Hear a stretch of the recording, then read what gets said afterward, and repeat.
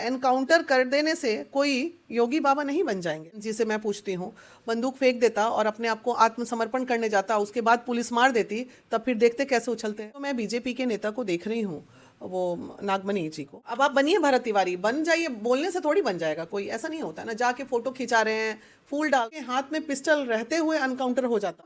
कोशिश कर रहे हैं कि बुलडोजर बाबा बन जाएं, योगी बाबा बन जाएं, तो नहीं बन पाइएगा ना। अब मरने के बाद 200 गाड़ी लेके लोग पहुंच रहे हैं, मरने के बाद आप लोग वहां कैंडल मार्च करने मत जाइए। मित्रों, जब से भरत तिवारी का इनकाउंटर हुआ है तब से ऐसे सोशल मीडिया पे अलग अलग लोग हैं जो पोस्ट कर रहे हैं। जैसे कि आप देख रहे होंगे, एक नागमणि कुशवाहा है बीजेपी के नेता, वो बोले कि भरत तिवारी मर गया तो क्या हुआ, कुत्ता बिलाई था, कोई फर्क पड़ने वाला है नहीं। लेकिन बहुत सारे लोग हैं बोल रहे हैं कि भरत तिवारी एक क्रांतिकारी था। भरत तिवारी के लोग हैं जो भगत सिंह से भी तुलना कर रहे हैं। इस तमाम मुद्दे पे बात करने के लिए महिला विकास मंच के राष्ट्रीय अध्यक्ष बीना मानवी जी हैं। स्वागत है मैम।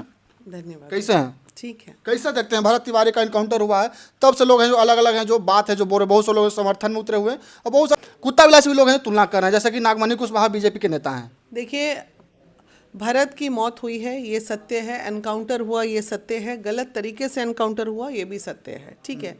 लेकिन इधर जो मैं बीजेपी के नेता को देख रही हूँ, वो नागमणि जी को, कि मर गया तो मर गया, कुत्ता बिलाई था, क्या हुआ। अब एक बात बताइए, एक अगर वो क्रिमिनल भी होता ना और उसको एनकाउंटर कर दिया जाता, तो भी इनको कुत्ता बिलाई कहने का राइट नहीं है। मतलब ये लोग कैसे इतने बड़े पद पे बैठे हैं जहां भाषा की मर्यादा नहीं रखते हैं। किसी भी इंसान को आप कुत्ता बिलाई से कैसे कनेक्ट कर सकते हैं, ये बताइए। तो मैं उनके इस भाषा का समर्थन नहीं करती हूँ। ये दर्शाता है कि उनकी मानसिकता को, ये दर्शाता है उनके व्यक्तित्व को, ये दर्शाता है उनके हर उस चीज़ को। उनकी भाषा से ये पता चलता है कि अगर भरत तिवारी उनकी नज़र में एक इंसान ही था, तो इंसान को जब वो जानवर की तरह बोल रहे हैं, तो डेफिनेटली उनकी सोच में कहीं ना कहीं वो वहशीपना, वो जानवर वो होगा। तभी वो किसी भी व्यक्ति को बोल सकते, अरे हम तो अपराधी को भी कहते हैं नहीं भाई फांसी की सज़ा दो, अपराधी है, उस अपराधी को कुत्ता बिलाई थोड़ी कह सकते हैं। तो ये गलत कहा है उन्होंने, उनको नहीं कहना चाहिए था। रही बात भरत तिवारी की, तो संवेदना लगातार मैं जता रही हूँ। अगर वो उसके हाथ में पिस्टल रहते हुए एनकाउंटर हो जाता तो फिर शायद माहौल कुछ और होता। लेकिन उसने सरेंडर करने के बाद उसे मारी गई गोली, और बहुत शातिराना अंदाज से प्रशासन द्वारा मारी गई, ये गलत हुआ है। ये कहीं भी एक देख लीजिए, लोकतंत्र को ख़त्म करने की साजिश, जिसको कहते हैं ना राजतंत्र आ गया, अरे भाई हम तो राजा हैं, हम जो चाहेंगे वो करेंगे। बहुत गलत दिशा में जा रही है चीज़ें, गलत है। अच्छा, नीतीश कुमार जी जब मुख्यमंत्री थे बिहार के, हाँ 20 साल राज किए बिहार में, इतना इनकाउंटर नहीं करवाया, फिर भी है जो बिहार को है जो सुशासन के रूप में जो सिंचने का काम किया। लेकिन सम्राट चौधरी जब से हैं जो मुख्यमंत्री बने हैं तब से हैं जो लगातार इनकाउंटर करवा रहे हैं।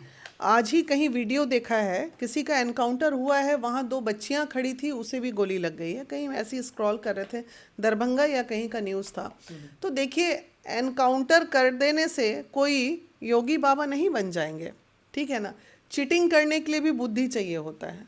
तो यही बात है कि आप कोशिश कर रहे हैं कि बुलडोजर बाबा बन जाएं, योगी बाबा बन जाएं, तो नहीं बन पाइएगा ना। वो योगी जी का कभी सुना है न किसी इनोसेंट व्यक्ति को एनकाउंटर किया हो? एनकाउंटर 1-2 ही उनके रीजन में हुआ है, वो भी कुख्यात अपराधी का। देखा है, सबने देखा, किसी ने आवाज़ तक नहीं उठाई। तो हर चीज़ों के पहले, मतलब आप अपने आप को फेमस करने के लिए, आप अपने आप को अच्छा बनने के लिए किसी भी इनोसेंट को गोली से मरवा दीजिए, ये कर दीजिए, तो ये अपराध पनप रहा है।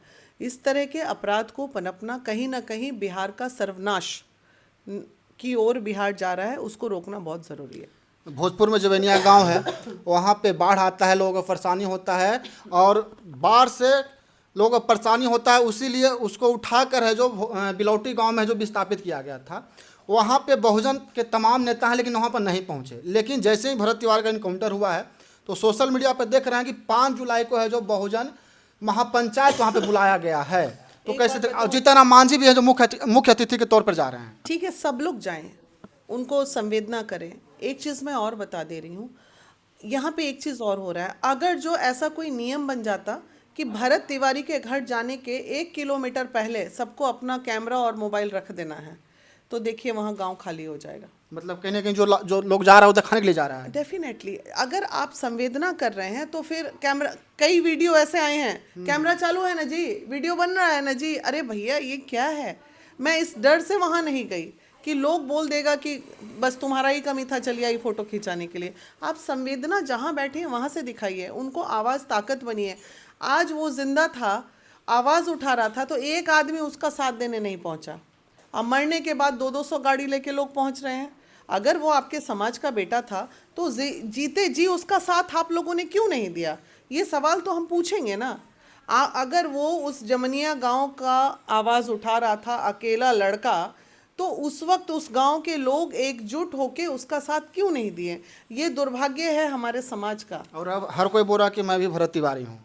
अब आप बनिए भरत तिवारी, बन जाइए, बोलने से थोड़ी बन जाएगा कोई, ऐसा नहीं होता ना। जाके फोटो खिंचा रहे हैं, फूल डाल रहे हैं, अरे भैया वो लड़का अकेले संघर्ष कर रहा था, उस वक्त कोई नहीं गया।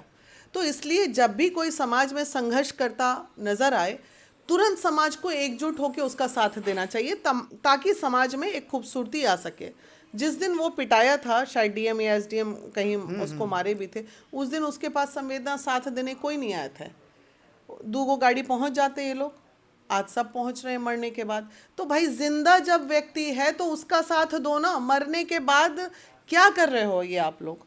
तो आज एक सीख लीजिए समाज कि अगर कोई समाज में दूसरा लड़का या कोई लड़की या कोई महिला समाज के हित की अगर आवाज़ उठा रही है तो उसके साथ खड़े हो जाइए समाज।